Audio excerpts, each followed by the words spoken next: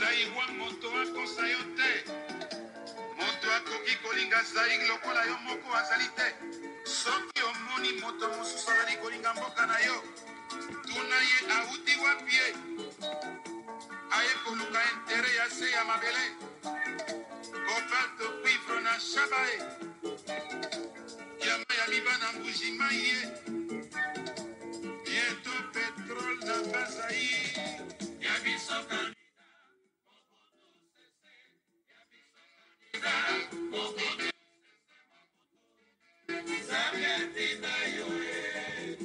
Yabiso candidat Mobutu Sese est une chanson écrite et chantée par Lulambo Makiadi du tout-puissant OK Jazz. Nous sommes dans l'année 1984. Cette émission est faite par les pères Hank M. Outi, l'Académie de la culture noire, à l'hommage d'une figure controverse, la figure du maréchal Mobutu.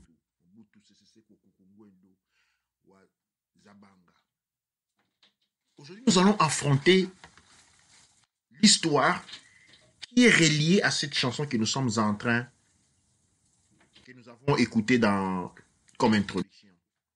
Eh bien, je suis ici, comme toujours, les Baba Kinkela Wama Zulu, accompagné par notre Moutka Nefera Koutinecher qui nous rejoindra. Et je vais affronter les sujets, la problématique en mettant ensemble l'économie mondiale, les Zaïres, et ce que les Zaïres est devenu aujourd'hui. Alors, l'histoire que je vais vous raconter commence dans les années 80. Qu'est-ce qui se passe dans les années 80? Eh bien, dans les années 80, après que les Zaïres, les Congo belges devenus Zaïre et vécu d'une économie agricole qui était aux dépens des caprices de l'Occident, parce que l'Occident, à travers la Banque mondiale, imposait une agriculture, une économie basée sur l'agriculture, tout simplement parce qu'il pouvait contrôler cette économie. Parce que cette économie agricole produisait des produits que consommait l'Occident. Et donc l'Occident était le dernier décideur des prix. De cette manière, l'Occident avait cette force qui lui permettait de conditionner l'économie de la plupart des pays africains qui avaient une économie exclusivement basée sur l'agricole, bien qu'étant les pays qui regorgeaient des ressources minérales, du pétrole, du diamant, tout genre de minéraux, mais l'économie des pays africains, dont les Zaïres, depuis les années 60 jusqu'aux années 80, nous sommes en train de parler, repose exclusivement sur la culture.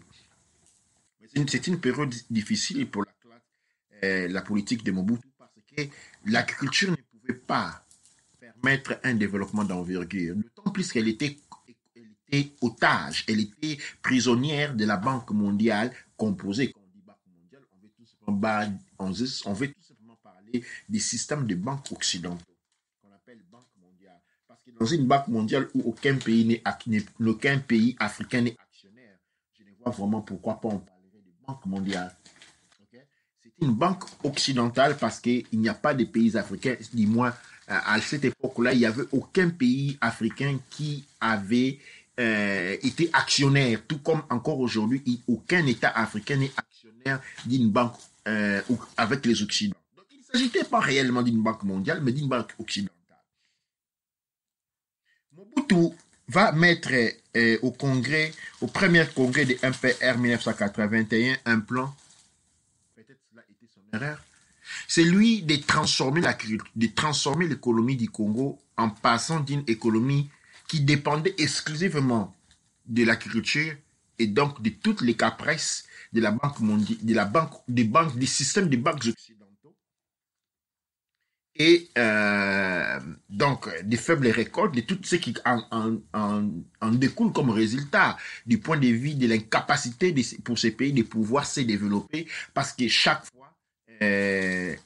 que les sociétés occidentales renégociaient les prix fixés au moment des prêts bancaires occidentaux, c'est-à-dire on prêtait de l'argent, ok, qu'il fallait payer, on faisait l'agriculture à des prix établis, mais quand on arrivait à l'achat, eh bien, les Blancs renégociaient toujours les prix. Et ce qui fait qu'on conclut les contrats toujours à la baie avec des pertes. Donc, on n'était plus en mesure de repayer les dettes bancaires et cela constituait une manière de nous tenir sous ce qu'on appelle la dette publique qui ne faisait qu'augmenter par cette politique. Alors, la politique de Mobutu raconte tout de suite une opposition qui ne pouvait certes qu'être les États-Unis. Les États-Unis, quand Mobutu lance le projet de se tenir, de faire une guerre contre la Belgique en matière minière, c'est-à-dire de réquisitionner les minerais, disons les mines africaines, qui étaient tous entre les mains des Occidentaux. C'est la fameuse l'époque de la zarénisation, ou les effets de la zarénisation, où Mobutu reprend toutes les mines, ok, pour pouvoir permettre l'accès à une économie de deuxième génération, c'est-à-dire passer de l'économie agricole pour aller vers une économie minière qui donc entraînera l'industrialisation. Ce projet est lancé avec des éléments d'envergure comme la construction du Palais du Peuple, de l'échangeur alimenté qui est resté un chantier parce qu'il n'a pas pu être achevé. Et il y a le Palais des Marbres et tant d'autres projets d'envergure qui ont connu cette époque-là. Qu'est-ce qui va se passer? Eh bien, les États-Unis vont jouer contre l'Afrique. Les États-Unis vont jouer contre les Zaïre, Congo. En faisant quoi? Tout simplement, les États-Unis vont acheter un excédent. Il va acheter toute la disponibilité des matières en diamant entre l'Angola et l'Afrique du Sud. Les caisses des États-Unis sont pleines de diamants, mais celui des Zaïre aussi. La question est vue de manière différente cependant. Mobutu et les Zaïre comptent à devenir un pays puissant en rentrant dans l'industrie des minéraux. Et donc repose toute sa force sur ça, pendant que les États-Unis utilisent cela comme contrepoids. Qu'est-ce qui va se passer quand Mobutu lance le cours des diamants? Eh bien, les États-Unis vont tout simplement solder les diamants. Au point, Mobutu a fait échec. Il a fait faillite parce qu'il n'a pas pu vendre les diamants au prix voulu et faire une recette de l'État telle que calculée. C'était la détresse, c'était un échec. Ou c'était ce qu'on appelle un sabotage. Ce n'était pas un échec, c'était un sabotage de la part du système américain. Pourquoi? Parce que faisant partie du système des banques mondiales à qui Mobutu avait refusé de prendre l'argent pour chercher à sortir de l'esclavage financière et économique dans laquelle nous avons été soumises depuis, comme toujours, depuis l'esclavage, ainsi de suite, comme les conséquences de la décolonisation. Je vais ici en rappelant, au passage, rappeler pourquoi Lumumba insulta les rois, refusa et qui fit interpréter, refusa de féliciter les rois baudouins qui fit interpréter par un insulte au roi de Baudouin qui va être la vraie cause de la mort de Lumumba. Pourquoi? Parce que Lumumba avait réalisé que toute la thématique de l'indépendance, c'était une fraude. C'était une fraude qu'il n'y avait pas d'indépendance. C'est ainsi qu'il tente une main forte. Et voilà, il condamne il se condamne à mort par cet acte. Souvent, on rappelle qu'est-ce qui a causé la mort de Lumumba. C'est l'effet d'avoir manqué de respect au roi des Belges. Pourquoi? Parce qu'il avait réalisé, intelligent qu'il était, que toute l'indépendance était, en fait, une machination. Retournons avec le maréchal Mobutu qui fait échec pendant l'année 81-82, au premier, quand on a essayé de lancer l'économie Banza sur les minéraux. Eh bien, c'est la détresse. On se retrouve dans l'impossibilité de payer disons, les travailleurs, les agents de l'État, l'armée, ainsi de suite. Et donc, il n'y avait aucune autre solution. Il fallait retourner au système des banques européennes qu'on appelait les banques mondiales pour se faire prêter d'autres argent. Et bien entendu, ils vont vous prêter de l'argent avec des conditions beaucoup plus draconnières. Ok, pourquoi je suis en train de raconter cela? Je suis en train de raconter cette histoire parce qu'il est spécifique. Peu importe, je sais que chacun a son avis, chacun connaît sa face de l'histoire. D'autant donné que je ne suis pas ici pour faire une diatribe. Je ne suis pas pas là pour animer une diatribe, je ne suis pas là pour faire un débat politique. Je suis un historien et je suis en train de raconter l'histoire en essayant d'avoir une lecture profonde. Qu'est-ce qui se passe réellement pendant les années 80 que les gens ne comprennent pas? Eh bien, il faut savoir que pendant les années 80, les chercheurs européens occidentaux, comme nous voulons le définir, avaient réalisé qu'il y avait une transformation qui venait dans le monde. Okay? C'est-à-dire une transformation en matière de minéraux. Ils avaient compris que dans les années, quand nous allons arriver à l'an 2000 et de 1980, okay, en l'an 2000, il y avait 20 ans, ils avaient compris que dans 20 ans, okay, parce que les plans, les agendas sont faits sur 50 ans, 60 ans, donc 20 ans, c'était un temps relativement court. Okay?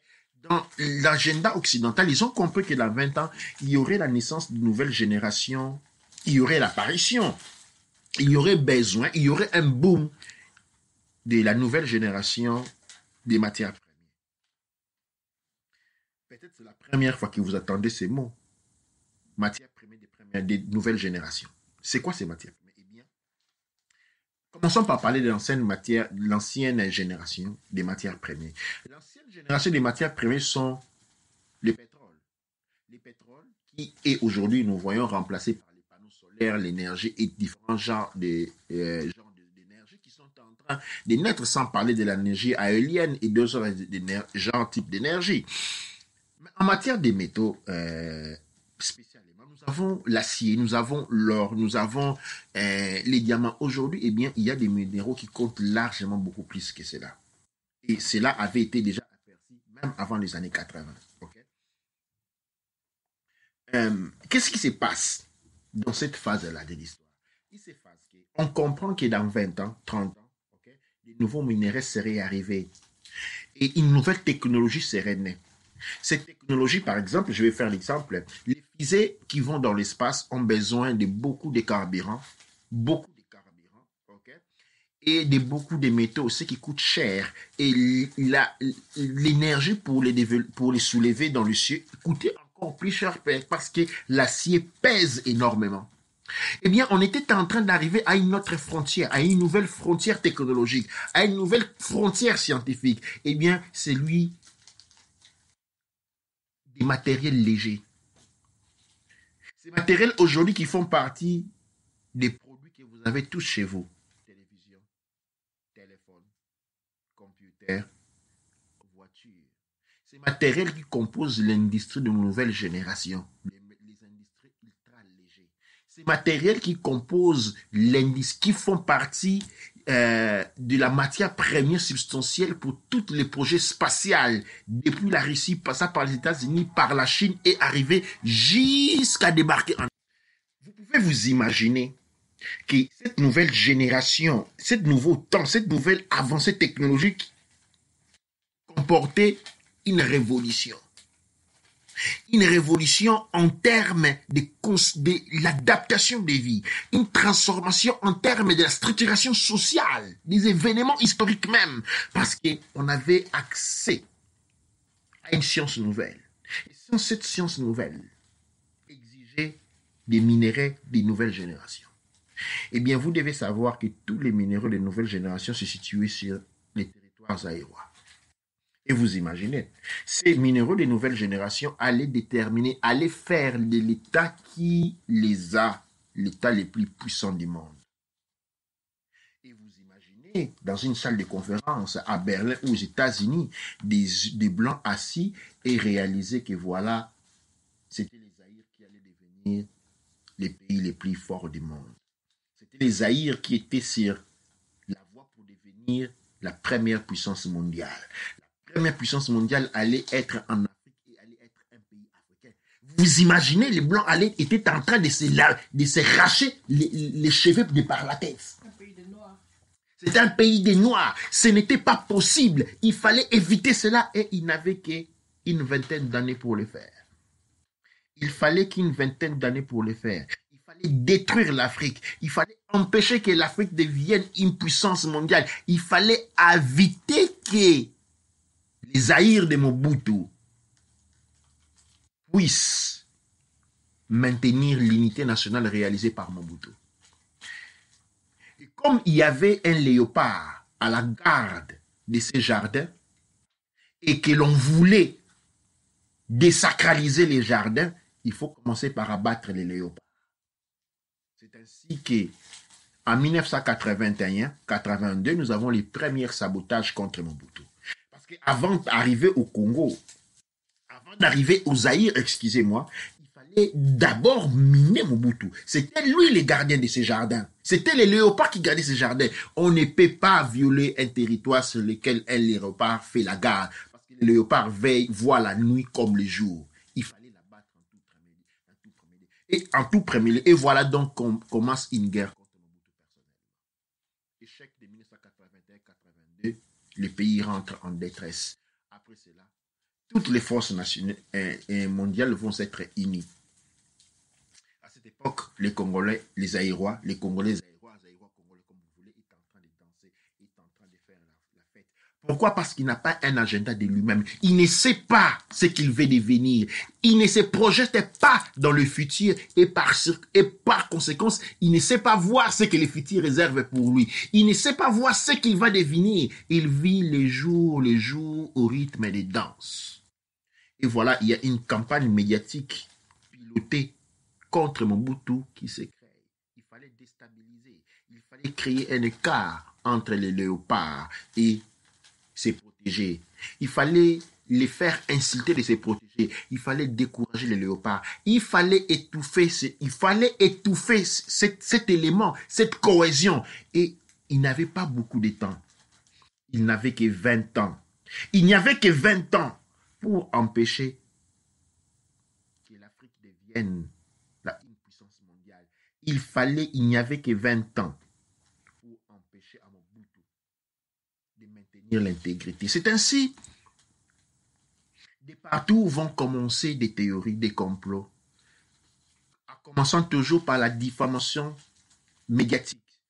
C'est ainsi que Mobutu est insulté par tous les journaux français, belges. C'est ainsi que l'on traîne son nom dans la boue. Parce qu'il fallait d'abord les détruire sur les plans médiatiques. C'est ainsi que les informations mensongères, erronées, diffamatoires naissent sur lui. Tout cela faisait partie d'un agenda. Je ne suis pas en train de dire qu'elle était toute fausse. Je ne suis pas en train de dire que le maréchal Mobutu était un saint. Je suis en train de parler de la manipulation médiatique des informations à des fins bien définies dans un agenda bien calculé. Il fallait abattre les léopards pour avoir accès à son jardin. Année après année, on va encourager des comportements non qualifiables du peuple zaïrois. Les trahisons des peuples zaïrois étaient applaudies partout dans le monde. Les détournements des fonds des peuples zaïrois étaient applaudis partout dans le monde.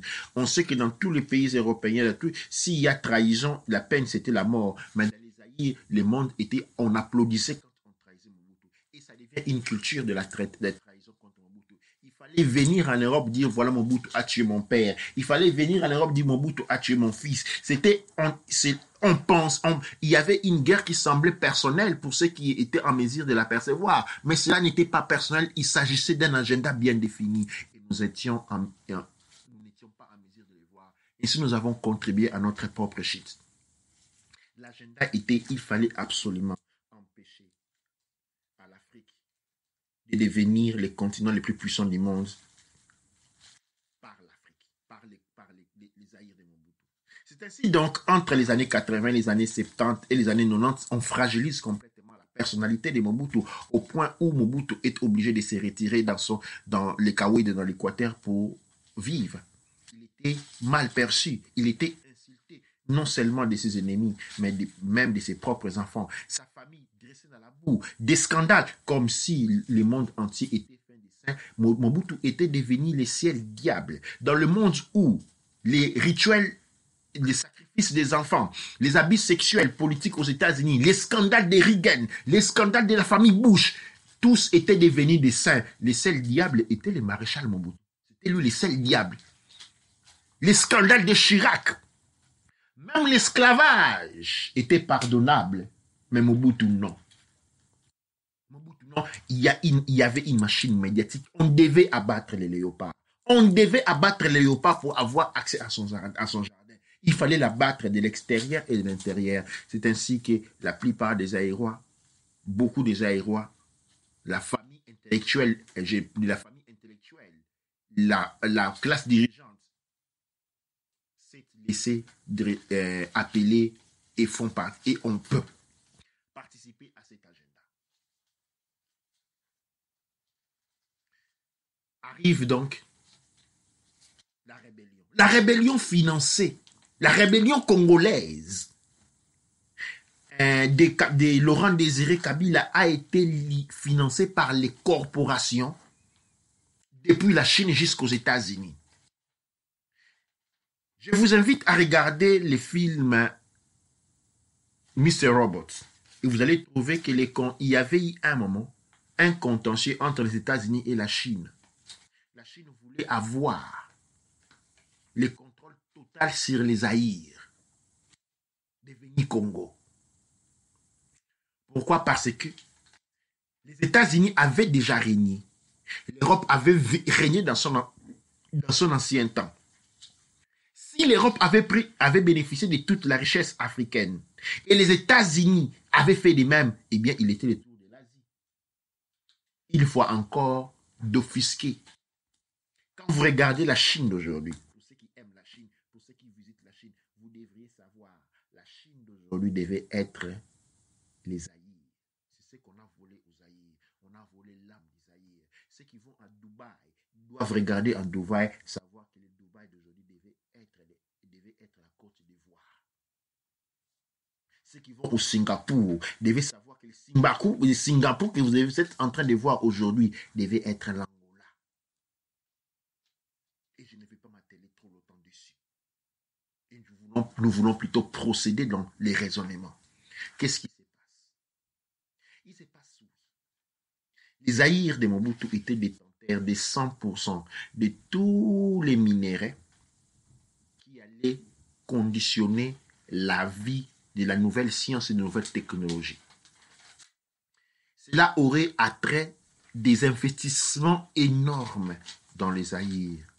Cela aurait éveillé la conscience des Aïrois et des Africains par les mêmes biais, comme disait Franck Fanon. Que l'Afrique était un revolver et la gâchette se trouvait aux Zaïre. Cette gâchette gardée par les léopards.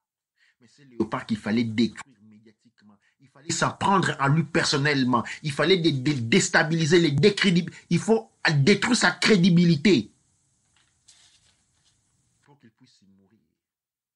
Et une fois que les léopards morts, eh bien, les jardins n'étaient plus protégés. C'était un agenda.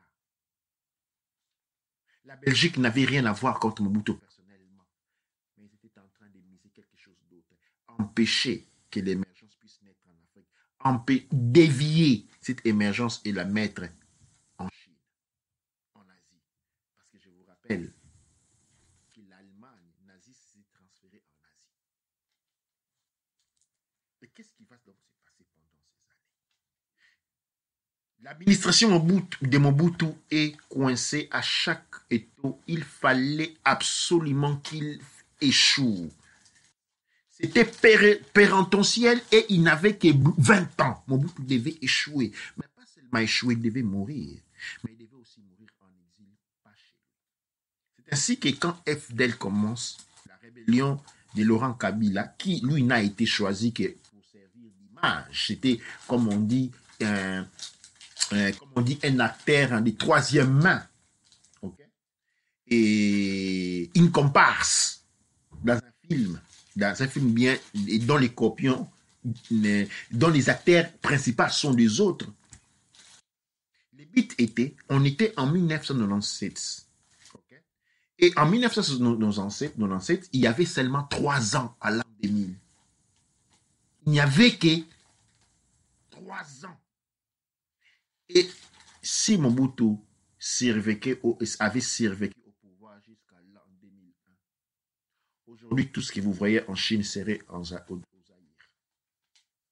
Et c'est là, ces gens-là savaient cela, parce qu'ils avaient vu ça il y a 20 ans.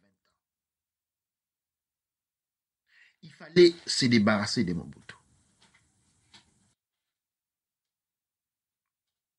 on s'arrange de manière à ce qu'il soit malade. Par une habitude qui lui a été donnée justement parce qu'il est conditionné. Il faut savoir que Mobutu est né durant la colonisation. Et donc, de l'école primaire, il a été formé par les colons. Et donc, il faut savoir que c'est lui qui t'a formé. C'est toujours te reprendre d'un moment d'une manière ou d'une autre. Malgré sa force, malgré sa détermination, il était conditionné par un défaut commun. Le défaut d'avoir été élevé par des Belges, avoir été élevé par les colons depuis sa naissance.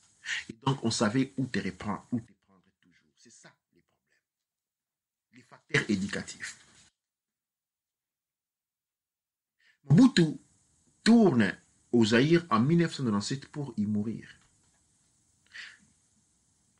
Parce qu'il avait réalisé que même sa mort valait beaucoup. Mobutu avait réalisé qu'en mourant dans les pays, il aurait ainsi pacifié les pays. Parce qu'il y avait l'AFDEL. L'AFDEL était une rébellion de nature étrange. On peut parler de beaucoup de choses quand on lit les livres de ceux qui ont écrit, ceux qui ont participé à rédiger les textes, ainsi de suite. Je ne suis pas en train de mettre en doute tout cela. Je suis en train de parler des points de vue de l'idéologie. L'FDL est né pour abattre Mobutu. Okay? Ça, il fallait tuer Mobutu, un point trait. D'autant donné que Mobutu mort, l'FDL perd sa raison d'être. Ça, c'est du point de vue de son objectivité. Je ne rentre pas dans le discours politique, c'est pas. Je ne suis pas un politicien. Je ne suis pas un politicien. Je ne rentre pas dans le discours politique. Je suis en train de faire une narration. Je suis en train de raconter une épopée. Eh bien, Mobutu rentre pour mourir. Parce qu'il réalise que quand même en mourant sur le pays, il réalise avant tout qu'il est en train de mourir. Qu'il n'arriverait pas à l'an 2000. Il réalise aussi que les pays étaient fractionnés. Les pays étaient en difficulté. Mais là, il savait aussi que nous avions seulement à serrer les dents jusqu'à l'an 2000. Il fallait serrer les dents. Il fallait résister à tous les coups. Il fallait laisser tomber l'énergie de 2000 sur les Zaïre. Il avait compris cela. Il avait compris cette course. Il fallait l'énergie apportée par du cosmos, par l'an 2000, tombe dans les Zaïre. Il avait compris cet enjeu-là. Il avait compris au profond de lui, mais il ne pouvait l'expliquer à tant de berbères autour de lui. Il avait réalisé qu'avec la guerre de l'AFDEL, qui était une guerre faite absolument et définitivement seulement pour se débarrasser des Hutus, il avait compris que cette guerre pouvait s'arrêter en l'instant du moment où Mobutu mourait. Mais il devait mourir dans les pays. Parce que les militaires de l'AFDEL avaient été enrôlés pour aller tuer Mobutu, pour libérer, soi-disant, Mobutu de la place, pour chasser les tigres de la garde du jardin, pour que les facochères puissent rentrer et ruiner tous les jardins qui avaient été construits avec tant de peine et de l'amour. Mais Mobutu avait réalisé que s'il mourait, tout cela tombait. La raison de l'FDL serait finie. Et les gens se seraient réunis devant les deuils du maréchal. On aurait célébré les obsèques du maréchal pendant des jours et des jours. Et pendant ces jours, il y aurait eu une forme de pacification sur le plan politique. Cela aurait maintenu l'intégrité, annulé les dangers représentés par l'AFDEL et permettre, malgré les attaques qui auraient continué à subsister, de maintenir les Zaïre en place et traverser, arriver à la fin de la course qui constituait l'année 2000. Tels étaient les projets, tels étaient les plans du maréchal. Mais les ennemis savaient aussi cela. Ils savaient que si les maréchals mouraient dans les pays, cela aurait pacifié, cela aurait contribué à effacer tout l'effet de AFDEL avec tous les investissements en termes d'argent, formation, ravitaillement et refournissement militaire qui avait été et avait un gigantesque qui avait été réalisé. Ils savaient cela.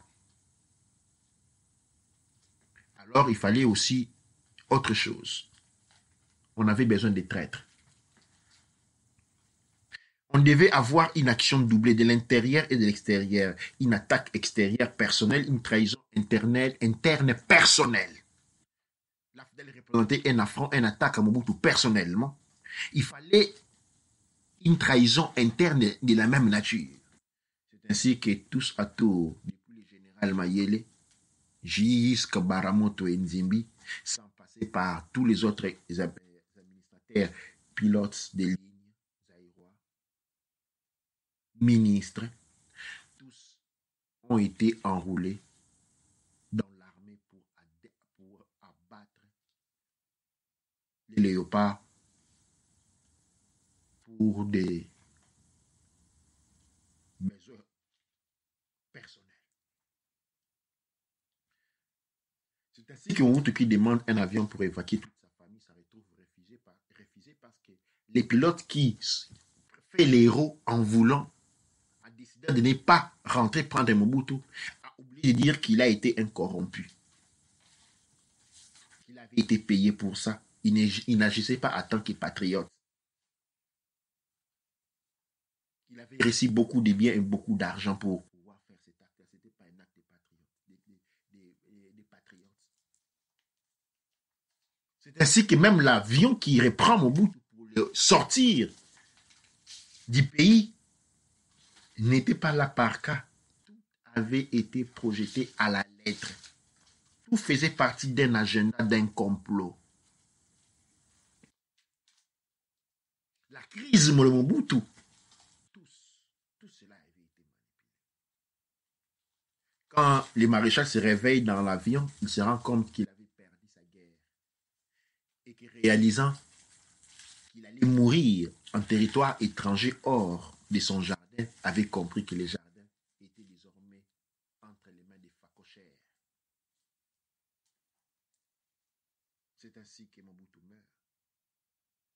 Les Zaïre se démontent. Les premiers arrivés furent donné l'ordre de détruire les Zaïre et de retourner au Congo dans les désordres.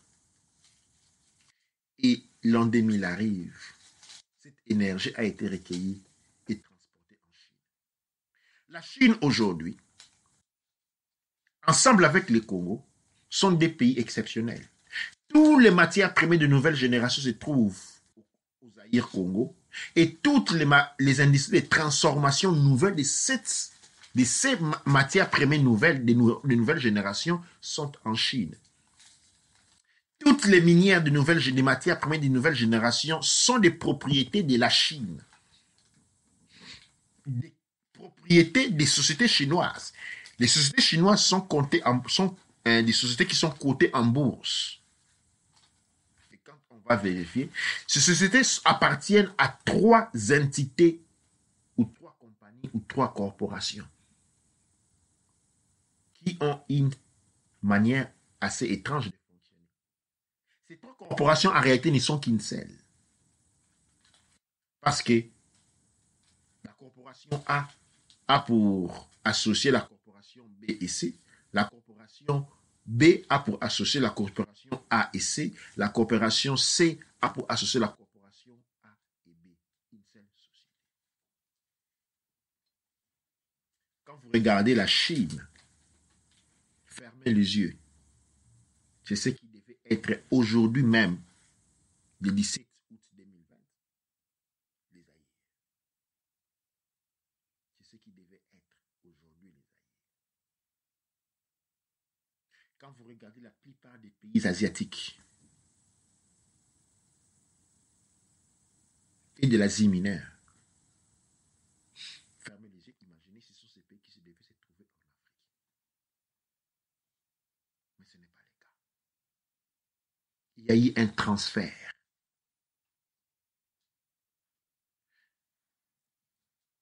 Pourquoi je parle de cela?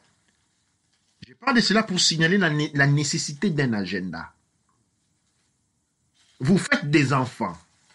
Mais pourquoi faites-vous des enfants? Si vous êtes dans la pauvreté, vous êtes-vous en train de faire des enfants pour qu'ils puissent souffrir ensemble avec vous? Vous voulez des compagnons de la souffrance? Vous voulez que votre souffrance soit héréditaire. Vous voulez que, comme vous avez souffert, vous voulez marquer cela dans l'histoire, vous voulez des enfants qui puissent continuer votre souffrance, comme ça on peut se souvenir de vous comme quelqu'un qui a souffert dans les temps et dans les âges. Pourquoi faites-vous des enfants si vous ne savez pas programmer leur destinée? Pourquoi faites-vous des enfants si vous n'avez pas un agenda? Comment voyez-vous les Zaïre de demain? Le Congo de demain. Dans votre imaginaire, à quoi ressemble le Congo dans 20 ans, dans 30 ans? Comment vivent vos enfants dans 20 ans, dans 30 ans? Dans quel genre de maison vivent vos enfants dans 20 ans, dans 30 ans? Quel genre de travail font vos enfants dans 20 ans, dans 30 ans? Je vais ici vous raconter une autre petite anecdote. C'est l'anecdote de la ferme. Eh bien, chers frères et sœurs, de la ferme, nous avons des animaux qui vivent dans la ferme. Les animaux qui vivent dans la ferme, eh bien, ce sont des animaux à qui on donne à manger, on donne à boire, on arrange les endroits pour dormir, on fait tout pour eux. Vous savez qu'est-ce qu'ils doivent en échange? Leur vie. Les poules sont nourries, ne soucient pas de leur nourriture. Ils ne soucient pas de leur eau. Ils ne soucient pas de l'endroit où il faut dormir. Ils n'ont pas d'agenda. Par conséquent, ils n'ont pas à se préoccuper si leurs œufs seront mangés crus, bouillis, grillés ou vendus sur la place publique.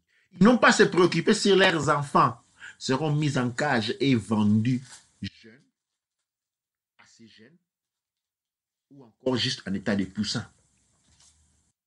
Pourquoi? Parce qu'ils ont accepté les conforts de la vie qui leur a été offerte. Et le confort vient avec l'inconscience. Une fois qu'on a été mis confortable par les autres, on ferme les yeux. Sommes-nous ou avons-nous été ces poulets-là, les animaux des fermes, à qui on a tout donné et on a après la conscience? Parce que seulement les animaux de la ferme ne pensent pas à leur futur. Seulement à la poule de la ferme qui ne pense pas où aller coqueter les jours prochains. Parce qu'il n'a qu'à se réveiller et la nourriture sera là, comme par des bouts. Merci Jésus-Christ. Mais le merci Jésus-Christ a des conséquences. Les conséquences, tu n'as pas de contrôle sur ta vie. Aujourd'hui, l'on fait des enfants. Au nom du Christ, du Bouddha, comme vous voulez. Mais quel futur avez-vous pour ces enfants? Parce que si vous n'avez pas prévu un futur, si vous n'avez pas un agenda, vous devez savoir que les autres ont un agenda pour ces enfants. C'est ainsi que des générations, les enfants africains, congolais, zaïrois, sont finis en Europe en prison, en Belgique en prison. Je vais vous dire quelque chose. Ces enfants ne sont pas finis en prison par cas. Les prisons en Europe fonctionnent comme des sociétés. Quand on a construit une prison, pour que la prison fonctionne bien, il doit y avoir des gens à l'intérieur, il doit y avoir des prisonniers. Une fois qu'on a construit une prison est une société financière. Une fois qu'il a été construit, eh bien, il faut des prisonniers pour qu'il fonctionne. Il faut des prisonniers. Une prison est une société financière. Il faut même coter en bourse. Il existe des prisons qui sont cotées en bourse. Tellement ils font des revenus, tellement ils sont pleins à craquer. Vous avez fait des enfants sans des fois sans décider de leur destin, sans avoir un agenda. Et ils sont finis dans les agendas des autres. Ils sont les enfants congolais, zaïro-congolais remplissent les prisons en Belgique, en France, en Angleterre. Qu'est-ce qu'ils font là-bas? Ils ne sont pas en train de purger leur peine. Ils sont en train de servir à l'agenda des autres. Voilà la détresse dans laquelle je voulais vous plonger avec cet hommage au maréchal. Le maréchal était un homme de son temps. Et loin de là l'idée de le juger si c'est manquement. Parce que sûrement il a fait beaucoup et personne ne peut le nier aujourd'hui. Mais il y avait un défaut d'agenda. Il y avait un défaut d'agenda. Quand le maréchal ordonna la conférence nationale et dit je vois loin, je vois les mal de loin, nous devons nous dresser pour faire la 4e république. On s'est moqué de lui. on s'est moqué de lui. On a dit, voilà, faisons le bien mal acquis. Et les biens mal acquis de la Belgique, qui l'a demandé? Les biens mal acquis des années et des années d'esclavage, des mains coupées. Qui l'a demandé? Qui l'a demandé? Non. Parce qu'encore une fois, on était sous la propagande qui avait pour objectif de miner toute tentative qu'aurait mis Mobutu pour conserver l'intégrité et l'unité nationale qu'il avait réalisée avec autant d'efforts et pouvoir nous faire arriver à l'an 2000. Il fallait empêcher cela. Mobutu ne devait pas mourir chez lui. Cela aurait mis une fin à la guerre, à la rébellion. Qui n'est pas une rébellion? Qui n'était pas une rébellion, je me frères et sœurs. L'avancée de Kabila n'était pas une rébellion, n'était même pas un coup d'État, était un sabotage. En ligne avec un agenda. L'agenda était celui de transférer les progrès et la capacité de devenir un leader mondial du Zaïre à la Chine selon les contrats signés entre les États-Unis et la Chine.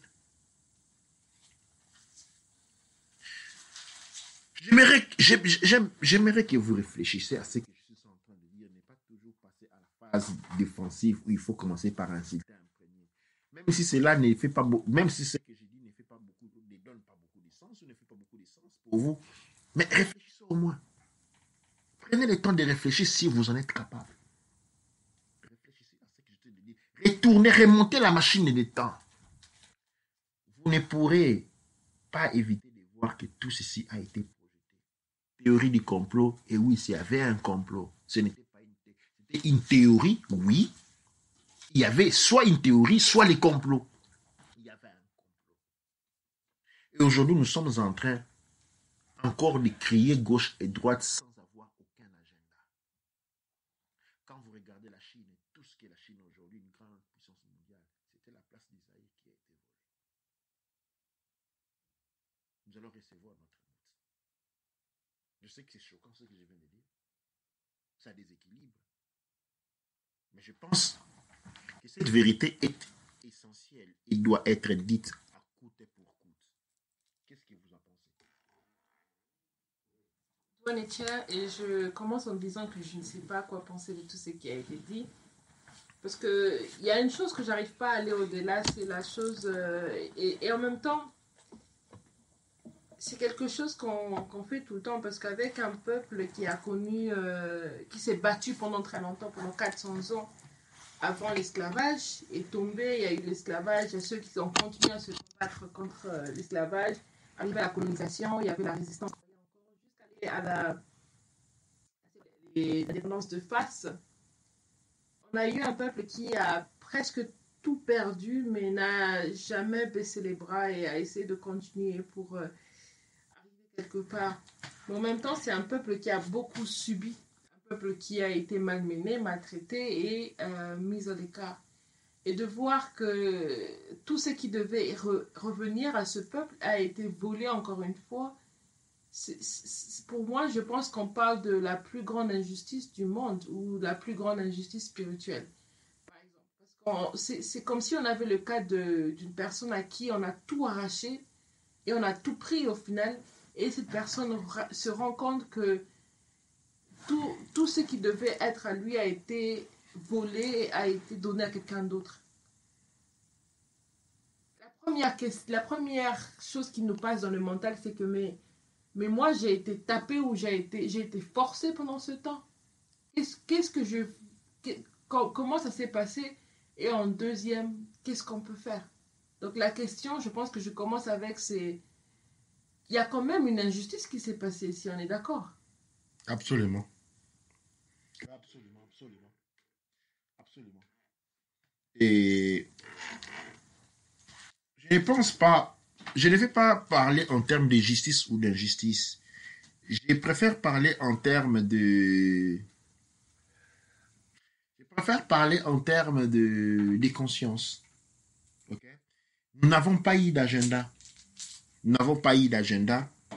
Et nous pouvons dire autant de choses sur les Chinois, mais une chose est sûre, ils ont travaillé. Ils ont travaillé dur pour avoir ce qu'ils ont. Ils nous ont arraché, oui. Mais ils nous ont arraché cela parce que, par défaut. Mais ils ne l'ont pas reçu comme une manne du ciel.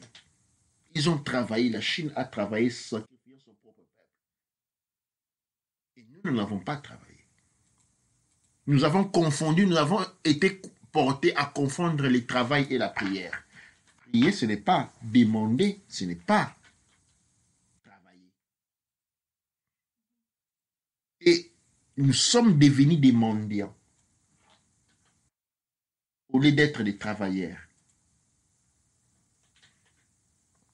Et ceci a créé les résultats que nous sommes en train d'observer aujourd'hui, que nous pouvons observer aujourd'hui.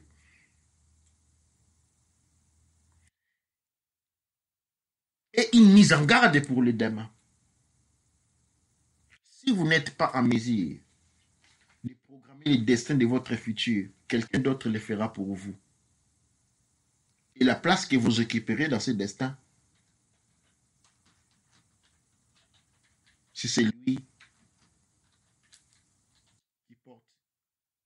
Et celui qui porte toutes les peines.